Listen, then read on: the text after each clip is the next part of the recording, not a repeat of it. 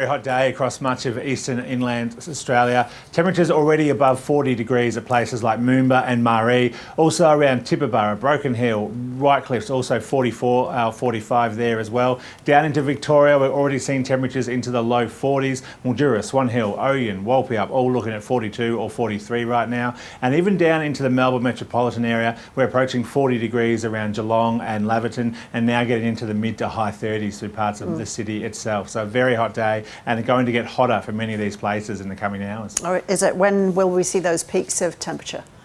Yeah, normally around that 4 to 5 p.m. time frame is normally the hottest part of the day, particularly if that cool change hasn't got to you yet. So there are gusty winds as well, aren't there, which is of course a big worry for firefighters.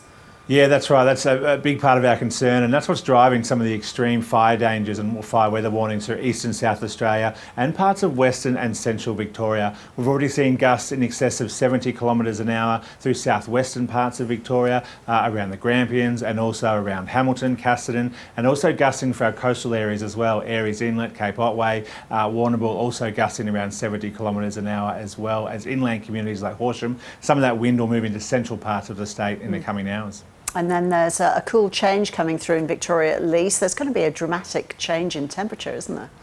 It is going to be a big change. We saw it move through Adelaide in the lunchtime hour, and now it's moving into western and southwestern parts of the state. We've seen Warrnambool, Portland, they're already getting the cool change there. And it's going to move into central parts of the state, including around the Melbourne area, around that 6 p.m. time frame, give or take an hour. Then move through much of northern and eastern parts of the state as we move into the evening and overnight hours. Might not get into eastern and northeastern Victoria until around midnight or so. And you're right on that change. Could see a dramatic drop in temperatures from the low 40s down into the 20s, 10 to 15 degree drop in just 10 to 15 minutes.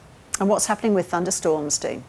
Yeah, we saw quite a few thunderstorms this morning through southern parts of Victoria, and unfortunately they did start a few fires around the place, but I've heard they've got onto that pretty quickly. We're seeing a renewed round of thunderstorms now developing through western parts of Victoria, and that's likely to increase in the coming hours and sweep across much of southern and central Victoria in the late afternoon and evening hours, and then into eastern Victoria this evening. And that's our other concern with these hot, dry winds. This lightning could start fires, and then that really strong gusty change following those storms as well could cause issues. So hopefully it doesn't cause any fires, but remember, if it does, make sure you listen to all advice from emergency services. So the heat is centred on Victoria today, and then it moves east?